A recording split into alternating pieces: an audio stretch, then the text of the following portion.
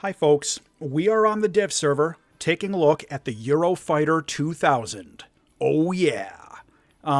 This is going to be coming in 3 different varieties in the German, British, and Italian tech trees. I'll show you a little graphic on the screen here showing you all 3. They're going to be in the bottom left of the tech tree for all 3 of their respective factions there. The only difference I can find on the Devserver between them as of right now, keep in mind, the Devserver's only been up literally for minutes when I'm recording this, is that the German version does not have an infrared search and track unit, whereas the British and Italian ones do. All the usual disclaimers, Devserver, all subject to change. I also suspect that once it goes live, we're going to see some differences in air-to-ground weapon loadouts for the 3 aircraft, but regardless, let's take a quick look at a couple of things here. So with the pilot, you can see we've got all of the top-tier features you'd expect, including a laser warning system and a missile approach warning system. Those are pretty hardcore. We've got a built-in optical targeting unit with a 95x optical zoom, which is crazy. If you want to drop LGBs, you still have to take the targeting pod. I'll show you the loadouts in a second. But just to be able to target, like, JDAM type weapons, or even just to find things on the ground to line up an attack before you go in, that 95x optical zoom is serious business. For the radar, we have the Captor M. This is a radar with IRST. Again, the German one currently does not have this. It's got all of the normal features you'd expect to see on a top-tier radar set and 6 data link targets. So we're off to a good start. Let's take a quick look at the loadouts. AIM-9M, AIM-9L for your heat seekers. You can take up to 6 of them, depending on how you're going to work your loadout there. And your radar missile is your AIM-120B. So that's the same active radar missile we already have in the game. Nothing new there, no surprises. Going down to air-to-ground, you got the Lightning III targeting pod on the center line there. We've got Mark 18 LGBs, dumb bombs, Paveway 4s, which are, of course, the laser-guided bombs that have IOG and satellite guidance. So these are fairly versatile, and you can take a lot of them. Also, the GBU-54B LIDAM, which is going to be a laser inertial tracking satellite guided combo again. And I'm going to have to play with these a bit offline to really get a feel for how these work. But I strongly suspect I'm going to be updating my air-to-ground weapons tutorial sometime in the next month or 3.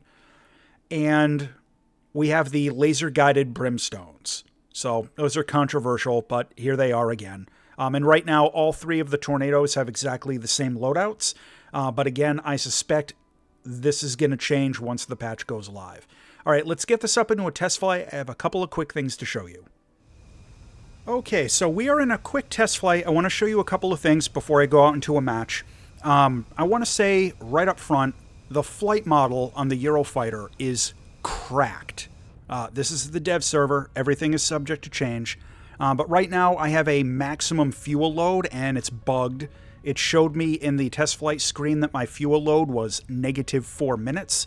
Right now, you can see on the screen, it set my loadout to 25 minutes with a full fuel load. So what I'm going to show you in a couple of seconds here, I want it to be with the disclaimer that the fuel weight is currently bugged, okay? But take a look at my speed. I'm at Mach 1.3. at 2,000 meters. Now check this out.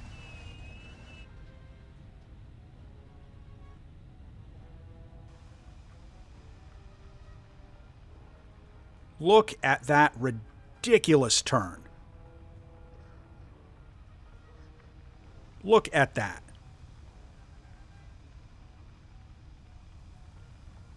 I just pulled a 360-degree turn, a very tight 360-degree turn, and remained above Mach 1 throughout the entire thing. That is absolutely insane.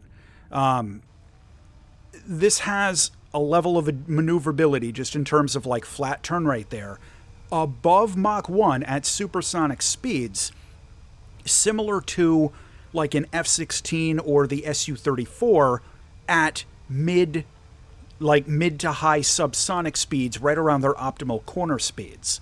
And as you saw, the energy retention wasn't too bad. So this thing is going to be a fucking monster. Presuming that this flight model actually makes it into the game, and with the disclaimers that the fuel weight is all bugged to hell at the moment. And I've got a full weapon load. So, yeah, that is going to be a thing. Infrared search and track, check that out. That's always really nice to see on a high-tier fighter, and of course, the IRST does work with the helmet-mounted targeting. And a reminder, you cannot use an IRST lock to target an active radar missile, so that's only going to be useful for the 9 mics. But still, I always love to have an infrared search and track, like to have the flexibility there. Anyway, I also want to show you, oh yeah, here's the built-in optical targeting. Look at this. And with the thermals, look at that zoom. Love to see it. This thing is going to be a beast. Oh, it doesn't have the cockpit on the British one. All right. I'm going to splice here real quick and show you the cockpit on the German one. Okay, sorry about that. It looks like they don't have the cockpit for the British Eurofighter loaded up yet, but here's the German one. I'm expecting they're going to be the same. Visibility is outstanding, except for, of course, directly backward where you're blocked by the seat. Large daylight MFD displays. The heads-up display has, well, it's huge, first of all, and it's got a lot of good, useful info on it, so that's always good to see.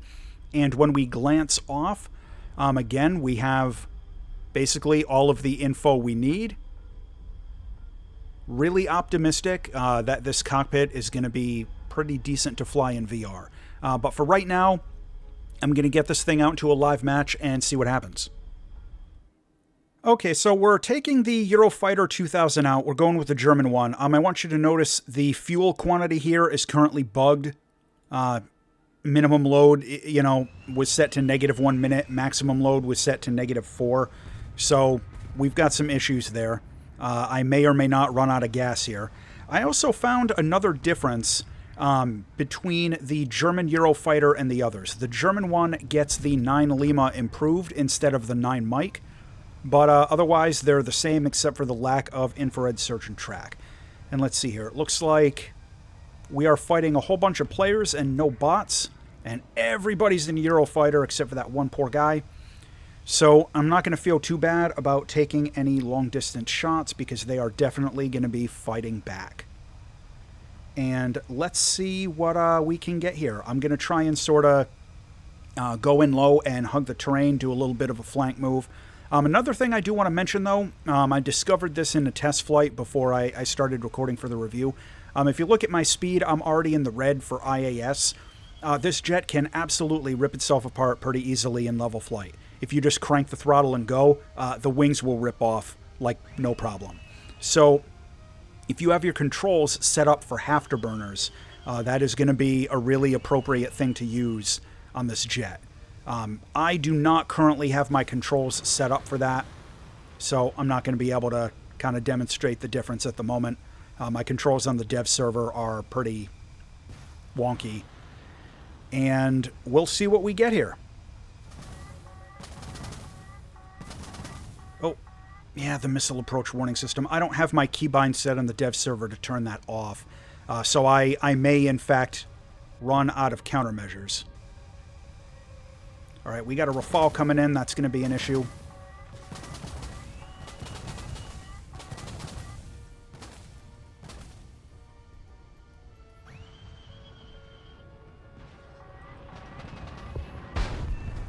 Well, looks like we got a trade. All right, I'm going to try one more match in the Eurofighter 2000 and see what we get.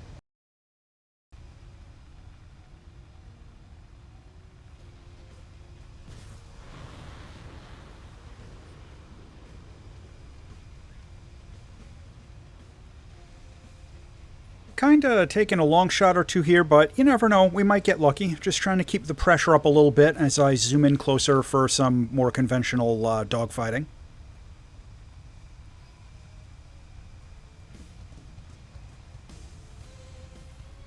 Okay, we've got multiple targets up ahead. As you know, top tier air is a chaotic mess of sensory overload, but we'll see what we can make happen here.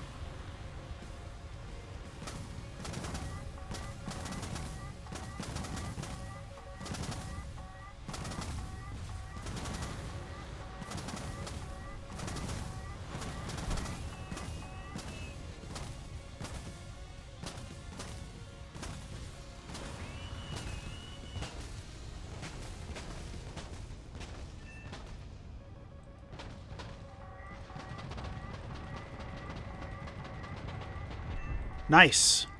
All right, that was a fairly good engagement. Wasn't really too sure what was going to happen there, but I'll take it. Oh, we got missiles coming all over the place. That one, that's a pit bull. That's another one. Gosh, what do we got here? AI stuff. Gonna get smoked any minute from, like, some weird direction, I know it. The good news is the flight performance on this plane is still absolutely nuts. So even with all that sloppy maneuvering there, I retained most of my airspeed, which is decent.